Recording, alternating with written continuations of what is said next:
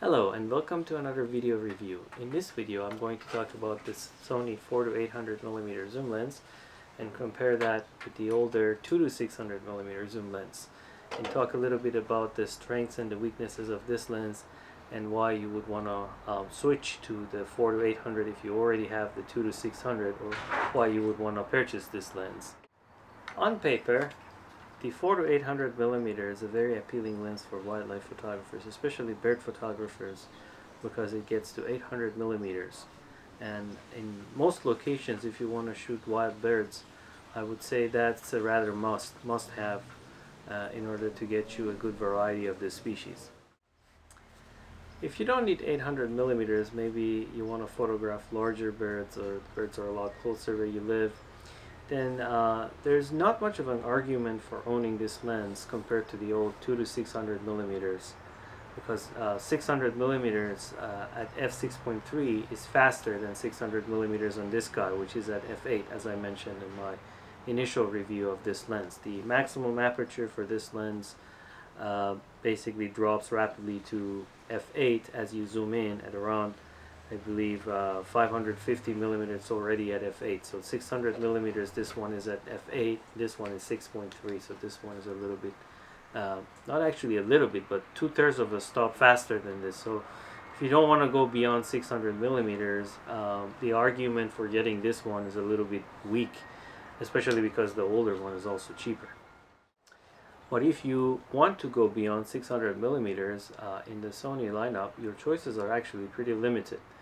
Of course, you can attach a 1.4x TC to this lens, the old 2 to 600. That will get you 840 millimeters at f9, but it is very slow, and the optical quality left a lot to be desired.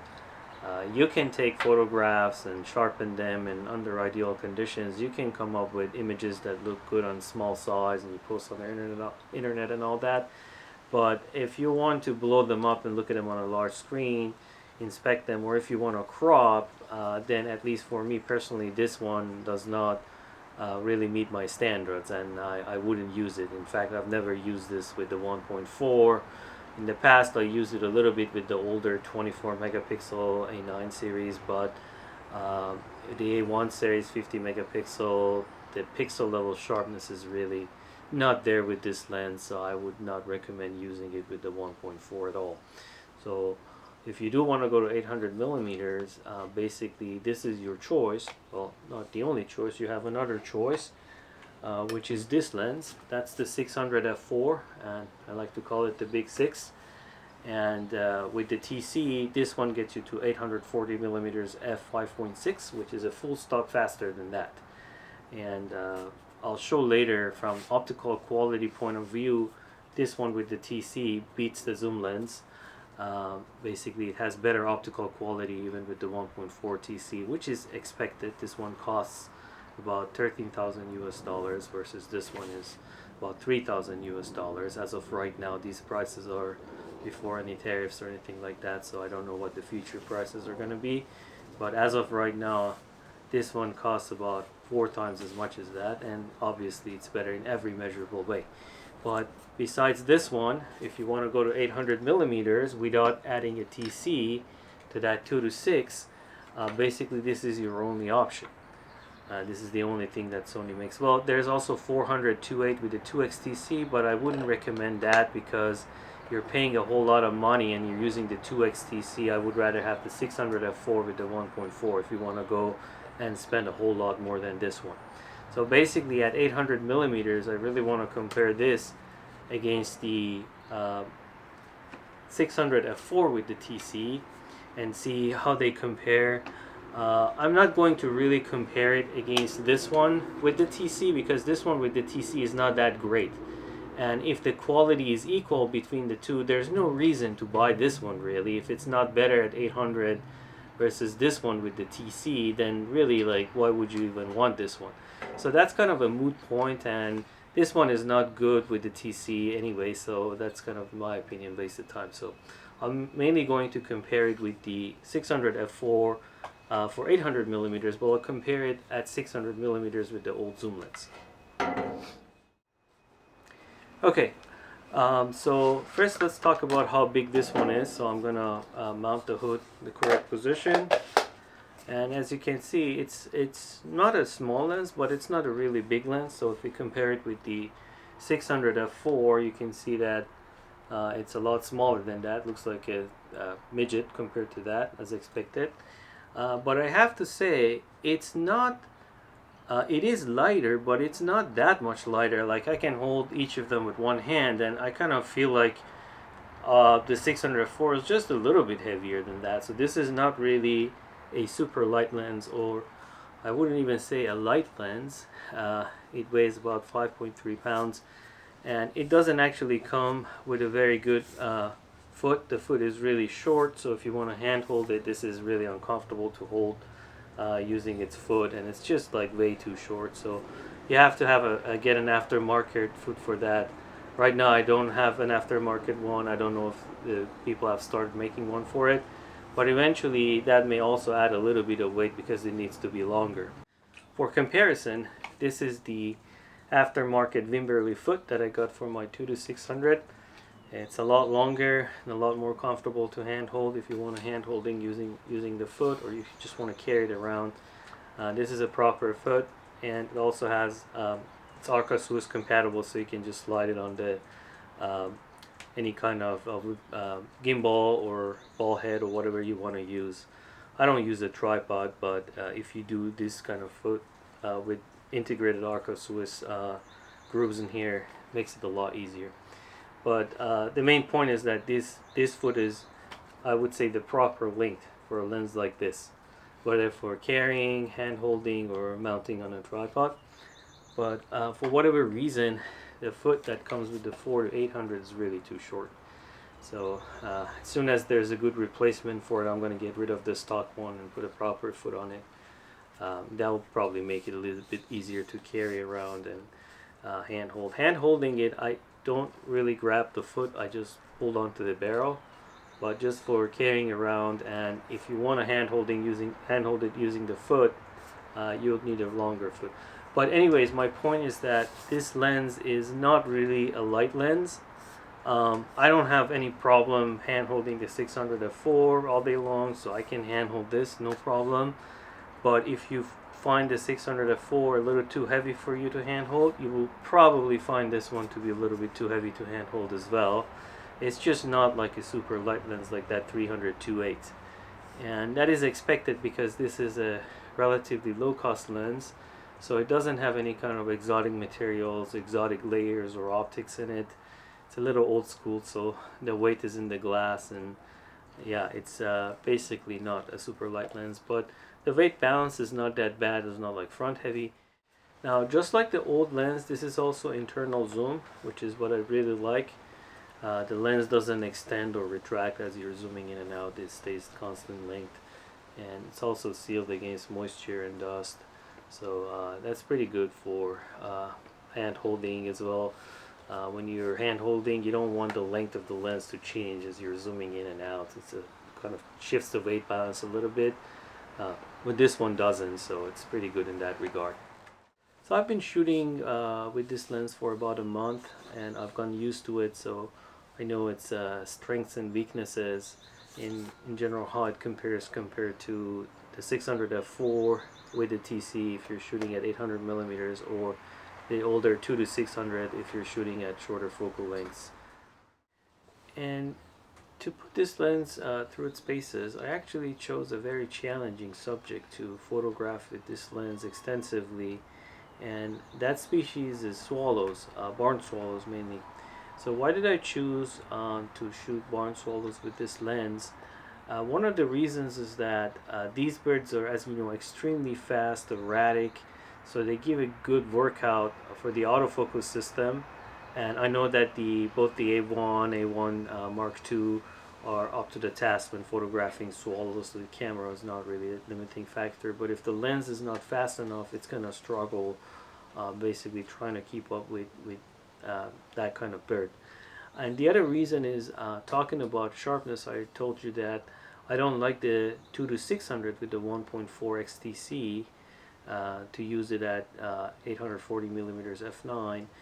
And if you look on the internet, you'll probably see images that look just fine, and then you'll be wondering, why do I say that I don't like the sharpness? Well, the thing is that when you shoot with a 50 megapixel camera, and if the subject is large in the frame, even if it's not very sharp, you can sharpen the heck out of it and then downsample it and process it. And there's a lot of post-processing tools available these days, so you can make it look good and post it on the internet, maybe like 1600 pixels or 1900 pixels wide, and nobody might be able to tell that, oh, the original raw file was actually not that good. Maybe it was even soft and kind of mediocre, but the end result is fine, which for some people is perfectly fine. If that's all you care about, then that's fine, there's no problem with that. But one of the subjects where that kind of approach will really struggle is that if you need to crop. So when you shoot swallows, because they're small and they're erratic, you can't really fill the frame with them all the time. Sometimes you can if you get lucky, but most of the time you gotta zoom back to be able to like track them. That means you gotta crop your files. And then that's where that critical sharpness becomes important, because after you crop, suddenly half of your image is gone, or 2/3 of your image is gone. Even if it's not really tack sharp, even with all kinds of processing in the world, you are not going to be able to get a high quality output. Like people who are skilled in this art are going to immediately find out that, oh, that this image is not really sharp enough.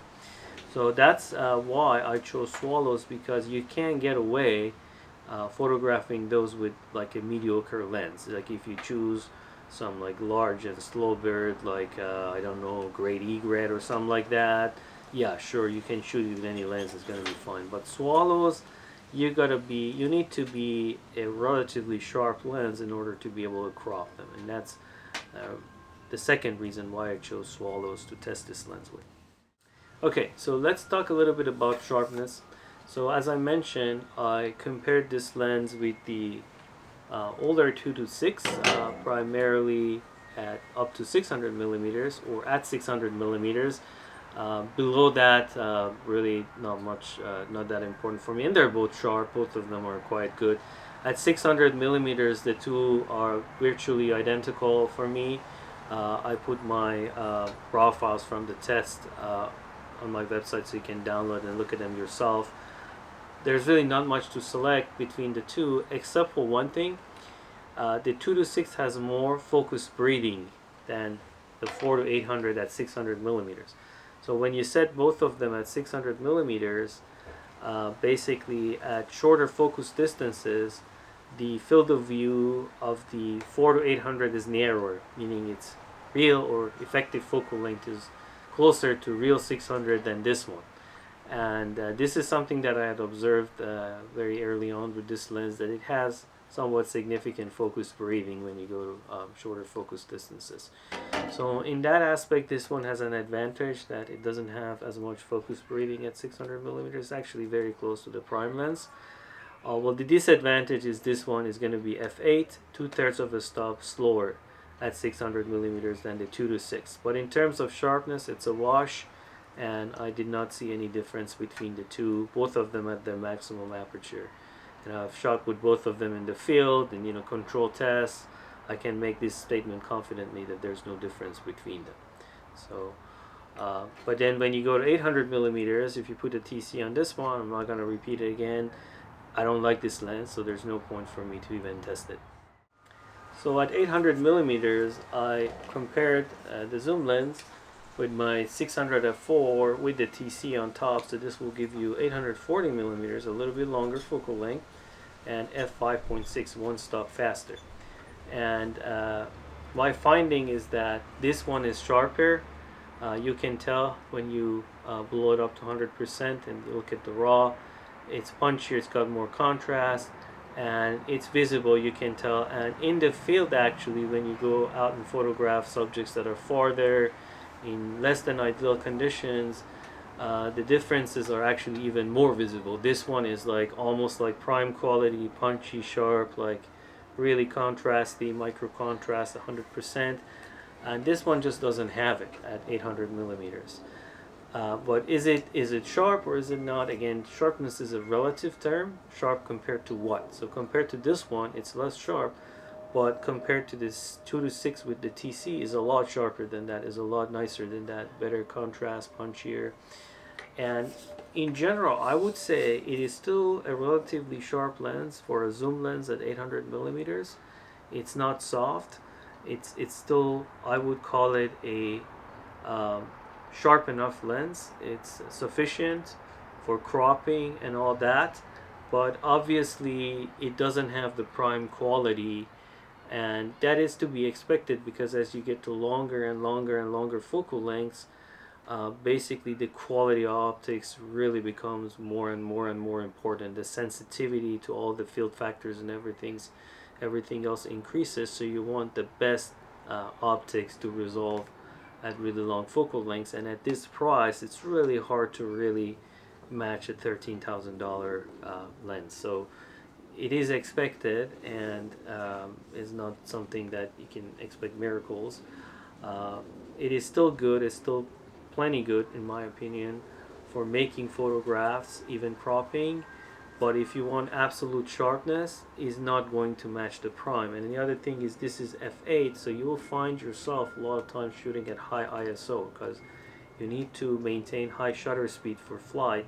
So you got to bump up the ISO, which means there's going to be a little bit more noise. When you do the noise reduction, the image will inadvertently become a little bit softer as well. So that also factors in, and overall the quality of this compared to the prime, there is a very, very solid difference between them. You can see it, and then you can tell easily that which one, if you look at the raw file, you can tell which one was taken with the prime.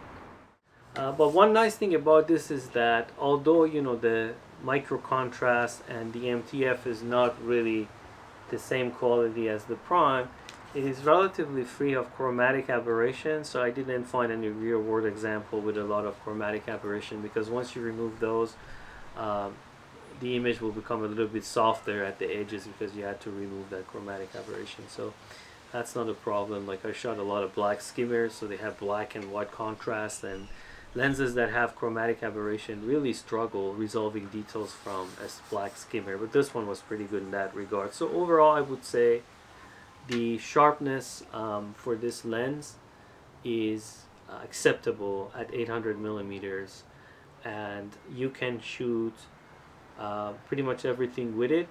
And then even if you need cropping, you will still be able to get an acceptable result. And I can't say that about the 2 to 600 with the 1.4, but relative to my gold standard, which is this lens, it's not as good as that.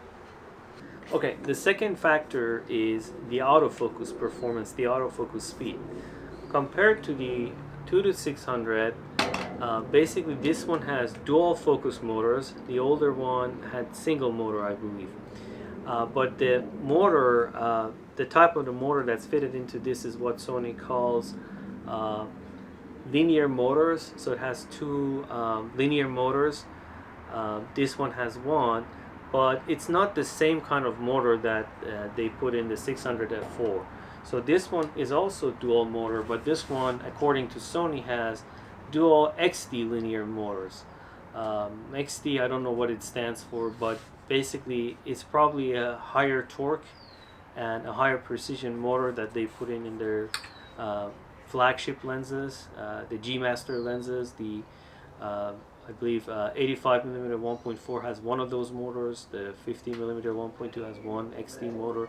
So those are the motors that they put in their top of the line premium lenses that probably have higher torque and maybe higher precision.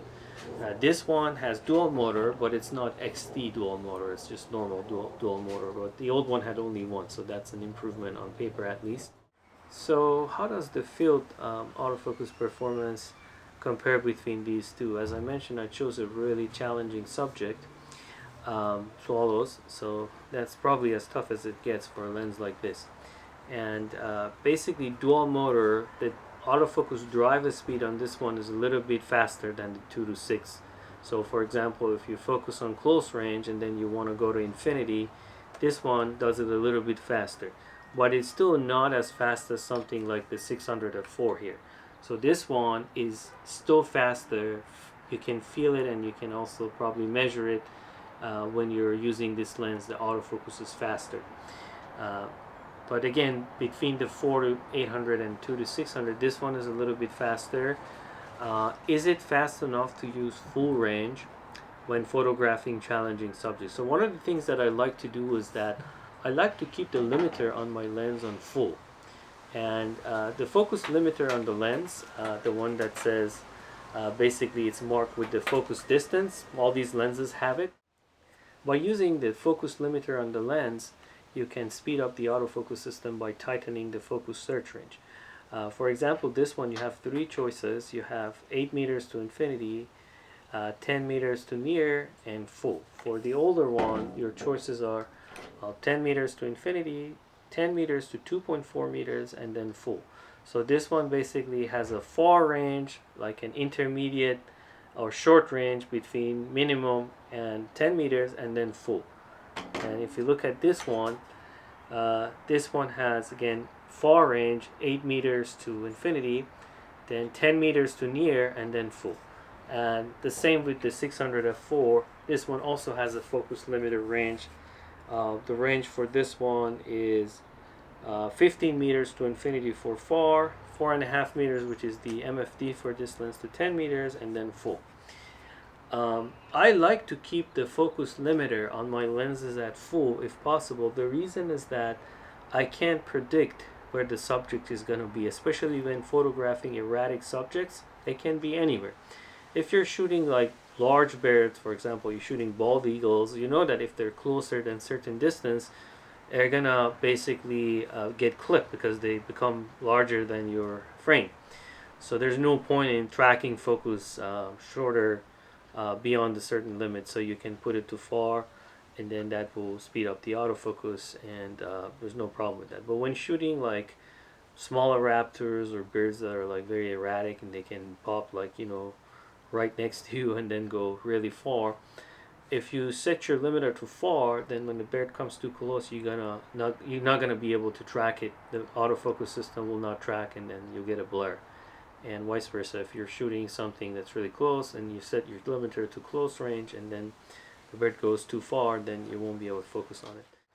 So I like to keep my limiter at full range, and that's exactly what I do with my 600 f4. With this lens, I can't set it to full because the autofocus drive becomes really slow, and I won't be able to really like grab focus on random distances, just because it will take time for the focus to get there, and then by that time the bird is gone. I'm not going to be able to acquire in time to lock on it. So for this one, I typically use it on far range unless I know something is closer and I want to focus on a closer range. So this is a limitation of this lens, is just the focus is not really fast enough to use it at full range all the time. So what about this one? Is this as fast as the 600 f4, or is it the same as 2 to 6? Well, it turns out that it is somewhere in between. So if you want to shoot, I would say slower birds, larger and slower birds, you can get away setting the limiter on this one on full. It's good enough or fast enough to basically rack the focus from minimum focus to infinity in order to capture, I would say, slower, larger, or maybe like medium size and slower birds, things like that. But if you want to photograph fast birds, something like a swallow or kestrel, you can't set this one to full either. It's not fast enough to rack the focus to basically be able to like grab onto a kestrel or a Maryland or something like that. So you have to use the limiter switch, just like the 2 to 600, in order to make the focus drive fast enough to grab onto really fast subjects. And for swallows, I learned that quickly that unless I put the limiter on the far range, it was difficult to track them, to basically be able to lock on them when the lens was set to full range. On the other hand, for black skimmers, for example, you can set the focus to full range, and most of the time it will be able to drive to different distances to capture those birds because they're not as fast and not as erratic. But yeah, for kestrels, for swallows, for those kinds of birds, you can't set this to full. Versus on the 600 f4, I shoot everything with the limiter set to full.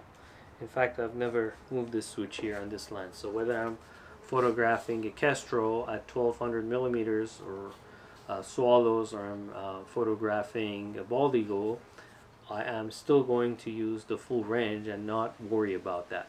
So that's a big advantage again for a lens like this for birds in flight, that these lower cost lenses, they're just not going to give you the same performance. And on top of that, this one is f4 or 5.6 and this is f8, so that's another part. So that's also another factor why this one is faster, the focus is faster. But overall, compared to the 2 to 6, the 4 to 8 autofocus, I would say, is better for sure. It's a little bit faster because it's got two motors. For some subjects you can use it in full range, but for other subjects you have to set it to basically use the limiter to speed up the autofocus. The autofocus precision is very good. It's pretty good with all Sony lenses because of the mirrorless cameras, the autofocus technology. These cameras are pretty good, and there's not so much difference in terms of precision of the focus with these, and even with the 600 prime, they're all pretty good. So when you lock on, you get pretty good consistency, so that's not a concern. Okay, so what is my impression shooting with this lens? And as I mentioned again, I chose a very challenging subject, swallows, and I made a gallery of the photographs that I made with this lens. The link is in the description, you can take a look. And it performed overall very well, maybe a little bit better than my expectation actually. It was able to nail down a lot of shots, dynamic poses and all that, and a lot of them are basically crops. If you want to photograph swallows, the best lens is 300 2.8, so you can get them at close range. Again, the autofocus on that one is rapid. It can go to much higher shutter speeds because the aperture is such a bright lens. So this is not an ideal lens for photographing swallows by any stretch of imagination. Even so, I was able to get a lot of good shots with it. Not as many as I would have gotten with that 300 2.8. That one is basically a swallow killer lens, like any light, any condition. It's just amazing. But even so, this lens did pretty well, given that I had to basically crop a lot of images, and most of them are high ISO, again because this is f8. Given all those conditions, I'm actually quite happy with the results. And these images, I can tell I would not have been able to get them with the 2 to 6, because pretty much all of them are 800 millimeters because they're small birds. So you still need that focal length. You may need to zoom back a little bit to grab them and find them in the frame and acquire autofocus, but then you have to zoom in to kind of try to fill the frame with them. If they're that close that you can fill the frame at smaller focal lengths, shorter focal lengths, it'll be hard to track with these zoom lenses. You need that 300 2.8 for that. But given all these constraints, this lens did very well. And for other subjects, just general shorebirds like dogs and skimmers, it was pretty good. Again, skimmer is actually a pretty good test subject as a test subject. Not so much about the autofocus performance because they're not as erratic, but in terms of contrast, chromatic aberration, and image quality, they're pretty tough because they're just black and white. There's no other color, no other plumage, and then you have to keep balance the dynamic range and everything. So if the lens has like chromatic aberrations and sort of like lack of contrast, you will see that around the white, like the white plumage, the detail there is not going to look good. And then the blacks are also the contrasty areas in the black feathers, and the black plumage is not going to look good. This one did pretty well, so the quality was very good, and overall I was quite happy with it. So what is my final verdict on this lens? Is it a good lens for bird photography? Sure it is. It's a pretty good lens for bird photography in general. That's not to say it doesn't have drawbacks and limitations. If I want to basically mention, the main drawback of this lens is the slow aperture. So this is not a lens for cloudy days. It's not a lens to go to Alaska in wintertime. is not a good lens to go and photograph like some like short-eared owls in British Columbia in winter time. It just doesn't gather enough light because it's f8 aperture, and you have to be willing to use high ISOs. Even on like a really bright and sunny day, you start shooting with probably ISO 1000 with this one. If you're shooting fast birds, maybe higher. So you have to be comfortable using high ISO, which is not a big deal with today's cameras and all the noise reduction software that we have, but you have to spend the time processing the images. So you have to keep that in mind, that this lens is a relatively slow lens. In fact, any lens or combination that is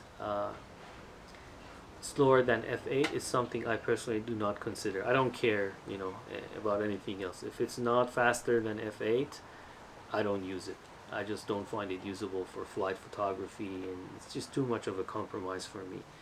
So, for example, the 600 f4 with the 2x is still f8, f8 and faster, so it doesn't drop below f8. So this lens is right on the edge, being f8, so it was just a little bit slower. I don't think I would have opted for it, but it is right on the border. And you really have to think about it as an f8 lens. It says f6.3 to f8, but that 6.3 drops to f8 real fast as you zoom in, so at 600 it's already f8. So that's the main drawback of this lens, is that it's a slow lens. I would say it's not a fast lens, and you have to make sure that you use it in conditions where you have enough light. Otherwise it'll be a pretty disappointing experience, because your ISO is going to be like through the roof, your shutter speed has to be slow, and like I said, it's not super sharp like a prime lens, so you have to sharpen and apply noise reduction. So you'll be quite disappointed if you use it in those conditions, and it's not made for those conditions. So you have to understand that before you buy this lens and use this lens. This is not a low light lens. The second point that you need to know about this lens is that this is not a light lens. So for me, I have no problem hand holding this all day long, but I can hand hold the 600. I used to hand hold the older Canon super telephoto lens. The 600 is a lot heavier, so I'm used to this. So for me, the weight is not a problem. But if you're looking for a light lens, if you think that, oh, I have the 600 f4, but it's too heavy for me, let me buy this, so this is lighter, I don't think you'll be happy with it, because it's not that much lighter. And in fact, for whatever reason, when I hold them side by side, I don't really feel the 600 f4 being that much heavier than this, honestly. It's a larger lens, so it's more cumbersome to photograph in tight spaces and things like that, but it's not that much heavier. So don't go and buy this one if you already have the 600 f4 because you think this one is going to be easier to handhold. It's maybe a little bit, but it's not going to make a big difference. It is smaller and more compact and easier to pack and travel with. If you're traveling on smaller aircraft, this one is better, easier, but it's not really that much lighter than the 600 f4. On the other hand, if you are just starting bird photography and you don't have any other lens, and you also are not sure whether you want to invest in a 600 f4, this is a very good starter lens. Why is it better than the 2-6 overall? Is because this one goes to 800 millimeters, and as I mentioned earlier, in most locations for general bird photography, if you want to shoot wild birds, chances are they're always far. You always want more focal length, and this one will get you more images, more keepers, more opportunities than this one, even though it is slower. Just because you can zoom in more and you can get closer, you can bring the subject closer, get more details, and basically make an image that would have been just a record shot on this one into an acceptable or great photograph with this one, just because it goes to 800 millimeters.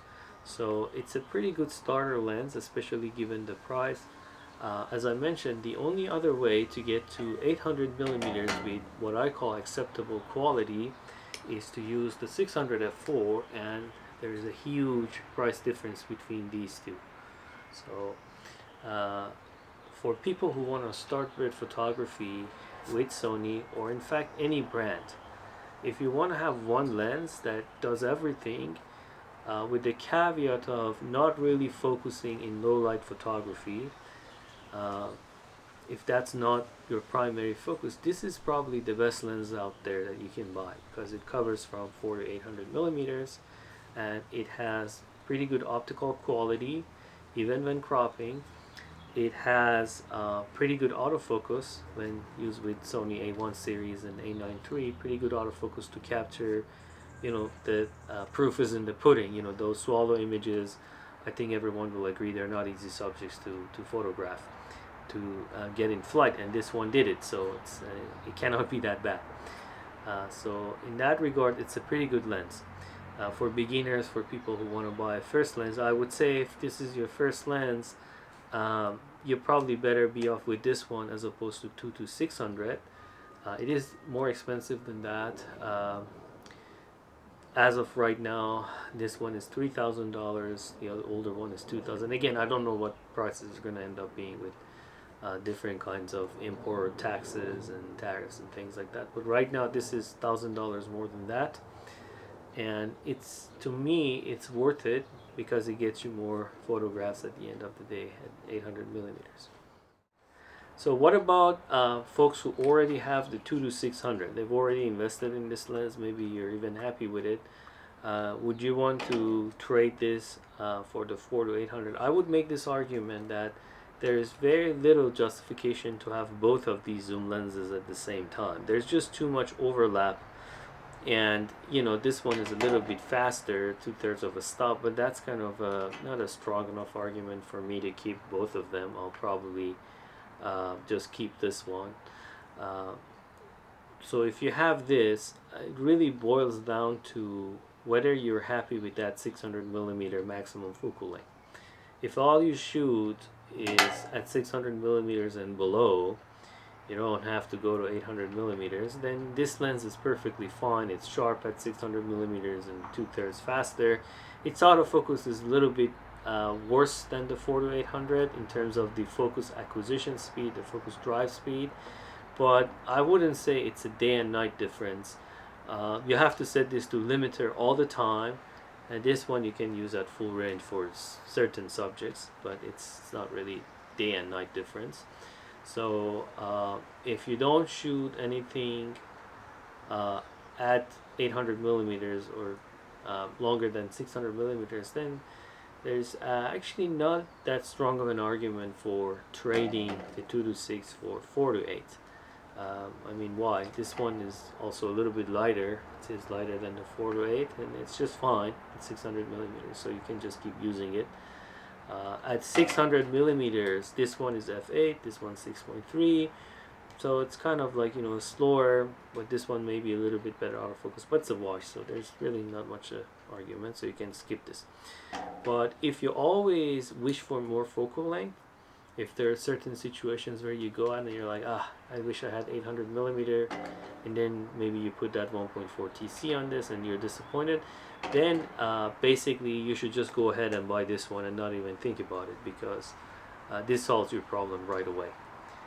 There's really no comparison or no thinking. You just get rid of this one and buy one of these, and then you can get to 800 millimeters.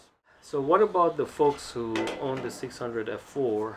If you already have the 600 f4, why would you want to get the 4 to 800? This one gets you to 800 f5.6. It's sharper, better image quality, and faster autofocus. So, and in terms of weight, like I said, they're not that different. So weight isn't one of the deciding factors. I would still get this one. The reason is, one reason is size. This one is much more compact. So traveling with this is a lot easier, especially if you're traveling on smaller aircraft like CRJ or smaller aircraft. This one you can put under the seat really easily. You can even take out the hood and maybe carry the hood separately, and it's pretty compact. So that's one reason. It's the size, and if you're shooting from a boat or helicopter or anywhere that you're constrained back of a truck, this lens is easier to swing around. So it's a good alternative to the 600 f4 if you know that you're not going to be shooting low light. If you're going to shoot low light, don't bother with this. Just take the 600 f4 or something different. Don't take this one because you won't be happy with the results. Another reason you may want to add this lens to your portfolio of lenses is because it's a zoom lens, and the zoom lens enables a particular technique for photographing erratic birds. Basically, you can zoom out to find the subject acquire, and as you're tracking, you can zoom in to bring it close and basically grab the frame you want. I talk about this technique in my Birds in Flight photography guide that I wrote with Arthur Morris. And some of these photographs that you see in the gallery, especially the swallows, are photographed with this technique, which is only doable if you have a zoom lens. And this is a zoom lens, so it does have some advantages even for fast and erratic birds. Unfortunately, one of the it's not really a disadvantage, but a limitation of these zoom lenses is that you can't use the focus preset function with the A1 Mark II, A1 or A9 III cameras. With those cameras, you can basically record a focus distance and instantly call it up. But that feature does not work for zoom lenses, and the reason for that is if you save the focus distance, but if you change the zoom, that focus distance is no longer correct, because as you zoom in and out, the basically principal planes of the system move, so the focus distance also changes. So the camera has to refocus on the same subject if you zoom in and out. And the camera cannot, power zoom with this to go back to the same zoom and focus preset. So it can only save the focus distance, and it doesn't work with a zoom lens. So with these lenses, you can't use that. With something like a prime lens, you can also use the focus preset distance to basically call up different distances instantly, and that helps with photographing erratic subject. Again, another particular technique that I explained in my guide. But this one, zoom lens doesn't have that capability, but you can manually just zoom out and find your subject, and then as you're tracking and focusing, you can zoom in to bring it close. It needs practice, it needs hand to mind to eye coordination and all that, but it is doable, and that's how you can capture really fast birds using this lens. In terms of competition for this lens, there isn't a whole lot. In fact, nobody else makes a 400 to 800 millimeter lens like this with this aperture. Nikon makes a dedicated 800 millimeter f6.3 prime. That's like a light category prime, light and relatively compact. That's a prime lens. The optical quality definitely better than this, but it's a lot more expensive than this lens. I did wish that Sony made a dedicated 800 6.3 prime just like Nikon. That would be a specialized lens for someone like me, that it would be very useful, but they don't. And in terms of zoom lenses, Nikon doesn't make anything 400 to 800 millimeters like this. They have the 1 to 400 millimeter zoom lens. It's much shorter focal length. Canon doesn't make anything like this either. They have some like really slow aperture, I don't know, f11 something, f9 lenses. Those are lenses to me, for someone like me, they're useless, so I don't count them. But in terms of 400 to 800 millimeters f8 or faster, there isn't anything else out there. So this lens is in the category of its own, and it's hard to compare prices. You can go higher, much higher easily, but around this price there's really nothing, I would say, that gets you to 800 millimeters without having to add a teleconverter on top of a zoom lens or some combination that's highly compromised. There isn't anything else there, so in that regard this is basically a pretty good buy for $3,000. I don't know what the final price would be, like if the price is gonna go up. Obviously if it goes up to $4,000, then it becomes iffy whether it's worth it or not. It doesn't have any kind of exotic materials and exotic optics in it. It's a G lens, it's not a G master lens, so it's not a high-end premium lens. It's good construction, it's leather sealed and everything, dust proof, but it's not a G master lens. So at $3,000, I think it's a good buy. I think it's pretty good, even compared to the old one. Remember, this one came out many years ago. So $2,000 back then, if you bought it back then, I don't know, in 2000, 18, 19 time frame. At that time, $2,000 was more than $3,000 today in terms of what you can buy with it. So it's not a bad price at all, in my opinion. It's a pretty good price if 3,000 remains to be the actual price of this lens in the future. I bought this lens before all the tariffs and everything, so at that time it was $3,000. So overall, my impression of this lens is pretty positive. It's a pretty good lens, provided that you do not intend to photograph in low light with this lens. This lens is not a low light lens, so as long as you stay away from low light photography, this is going to be a great lens, and you will for sure not be limited by the lens in your creative expression and creating really great photographs with it. As I mentioned, especially for first-time buyers, people who are just getting into the hobby, that they want to do bird photography, this is finally one lens that can get you to 800 millimeters. And for people who already have other lenses, there's still argument for having this lens in your portfolio of lenses for the reasons that I mentioned. So with that, thank you very much for watching, and we'll see you in the next video.